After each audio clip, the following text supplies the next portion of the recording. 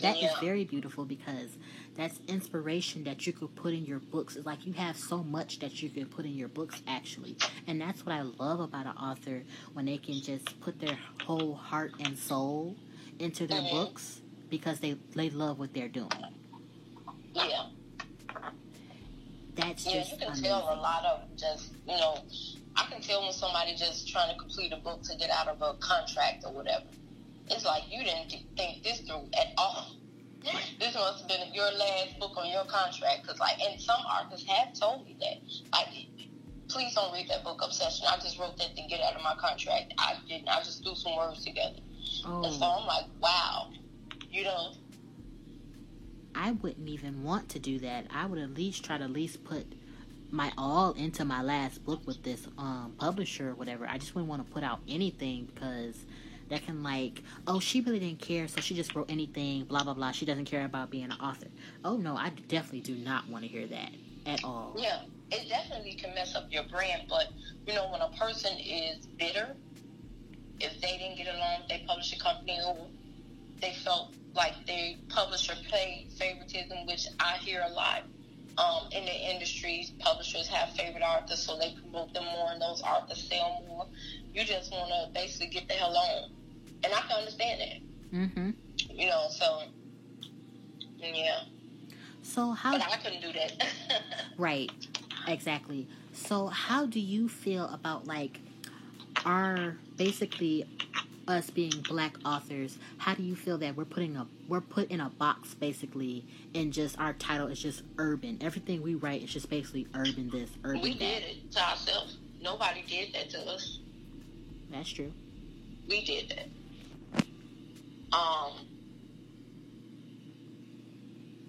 The fact that it just seems urban, I don't even like calling it urban lit industry. I don't like calling it that for the simple fact it's just narrow-minded. These readers are narrow-minded and they closed-minded and they stuck in their ways and they're afraid of change. They're afraid of something different. Mm-hmm. It shouldn't be this hard to get you to read anything other than a drug dealer, a kingpin, a girl, having sex. That's how she make her money and live in this lavish apartment because she messing with ballers. It shouldn't be that hard to get you away from that because remember, we had Omar Tyree, we had Eric Jerome Dickey, you know what I'm saying? Mm-hmm. We had Kimberly Lawson, Roby Lawson before all of this. Yes, we had Quan, and yes, we had Donald Goins, and yes, we had Iceberg Slim and Wahida Clark. We did. But it wasn't just them. We had all these other kind of writers, because white writers don't do this. You don't see James Patterson talking crap to Stephen King. Exactly. You didn't see Danielle Steele talking crazy to Nora Roberts. For what? You know what I'm saying? And guess what? I read all four of them. Exactly. They don't write the same. Exactly. I read all four of them. If the cover is presentable, if the title is alluring, if the synopsis can bring it all in, why not back the book? Exactly. I have my favorite book. I read that book in a whole summer, and it's called Beautiful Creatures. I had not gotten a chance to finish the series yet, and I'm so mad about that. But I love paranormal. I'm gonna end up writing a paranormal novel soon enough. I love that. So why not include, your roots with that, and make it your own instead of just having just the urban just in it. Right. I'm sorry, I don't want nobody to just come for me after I say this, but I just hate writing the same titles and the same storylines as everybody else. I was never into that in the first place. I was always reading different novels. I started reading urban novels when I turned 16. And when I was 16 is when I wrote my first urban novel. And I was like, yeah, this isn't my thing. I was just I couldn't get into it. Even though everybody loved it, and that's how I got my fan base when I self-published off of an app. That's how I got my fan base. I was like, yeah, I'm not going to just let this be just what I write. I want to write more than this. I want to bring more instead of just a drug dealer and a mogul and a stripper and all that. I was like, I just can't do it. I just need to write what I love to write, which is romance and thrillers and crime and all that, all in one. That's what I love to do.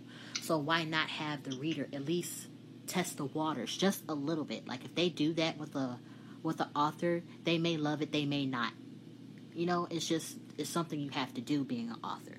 But just don't write the same. That's just the same thing. Like your brain can just come up with more than just that same storyline. That's everybody else is doing. You just remixed it. I just can't fall into that category. I refuse.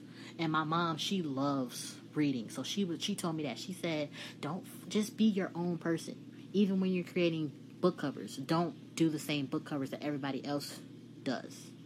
Like, just fall into your own category. And that's why I get so much love for it, because I'm not just doing the same thing, just like you are. You're getting the love for it because you're not doing the same thing that everybody else is doing. And I applaud you for that. I really do. Thank you. Thank you very much. You're so welcome. So, what's more to come for you? Like, are you building your brand more? Have you been to a author expo? Like, what's next? I am building my brand. I'm still trying to find my place in this industry. I'm pretty slept on. I'm a pretty good writer, and I'm not saying that when you have editors coming to you like you are one of the easiest edits I ever,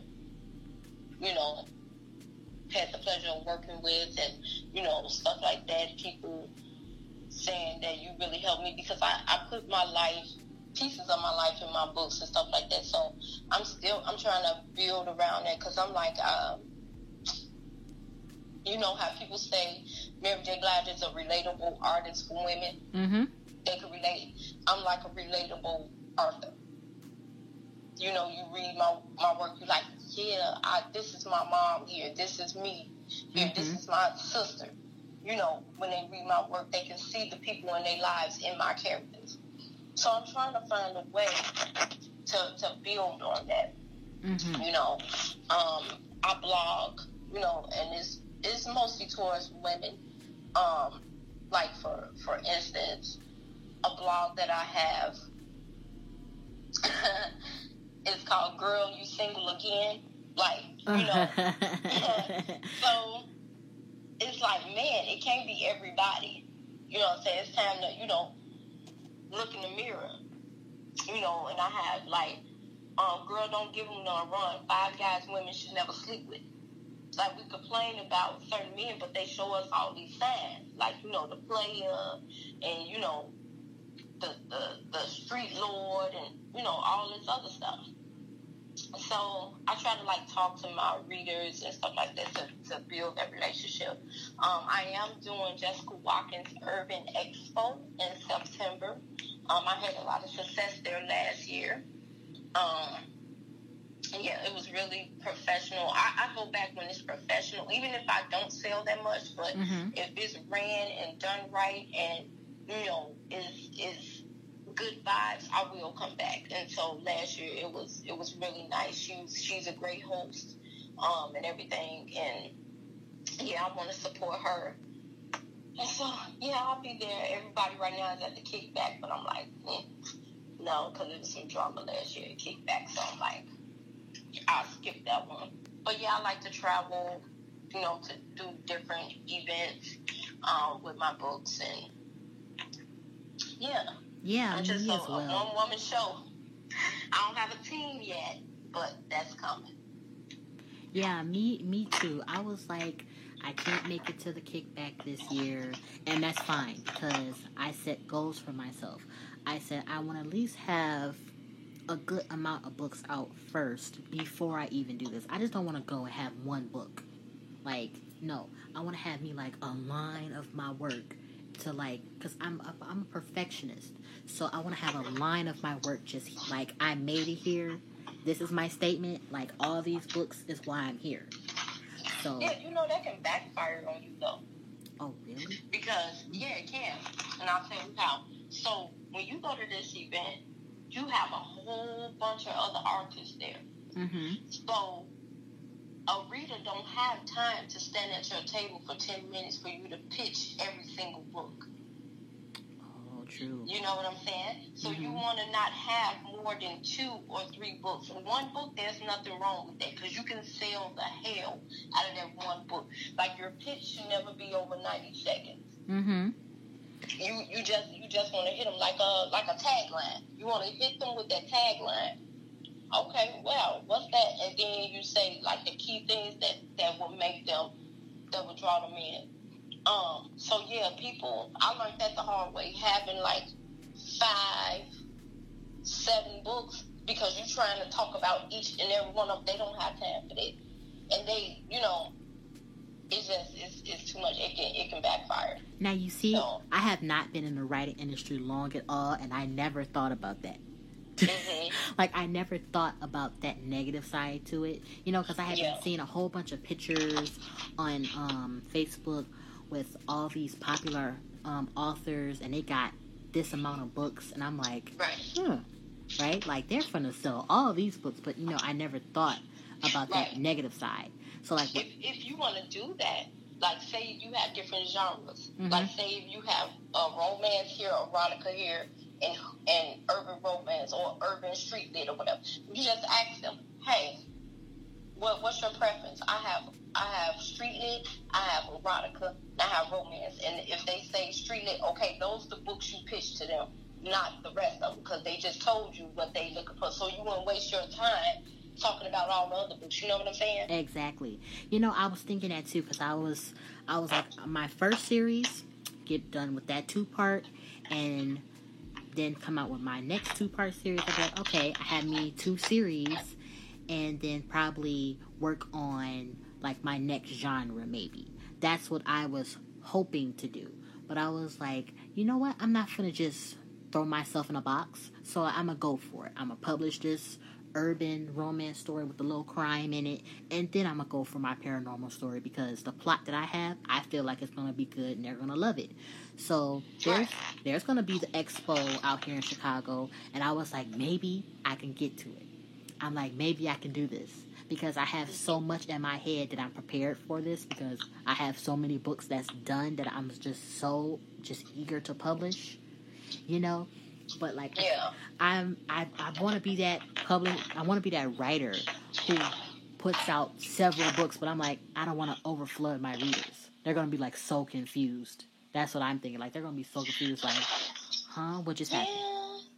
Yeah, some of them are like, okay, you putting out a book a month. I'm over it, But some readers, they read like they are true avid readers, and they can read like 4 books a week, or you know what I'm saying, several books during the day. So they always want another book, and that's become an issue in the lit industry. They want us to drop a 300-page book in 72 hours. I can't do it. You know what I'm saying? I know a couple of authors, well-known authors. They write 10K a day. So basically, they writing a book, a full-length book, in a week. I can't do it. I can't.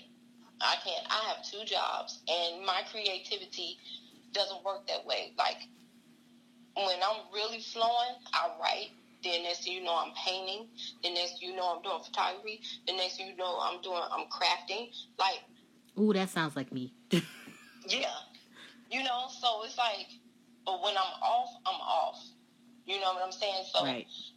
I'm not knocking them. Hey, if you can push out 10K a day, more power to you. But I'm not going to try to write a book in 1 week. I'm just not going to do that. Yeah. So I can't do it either.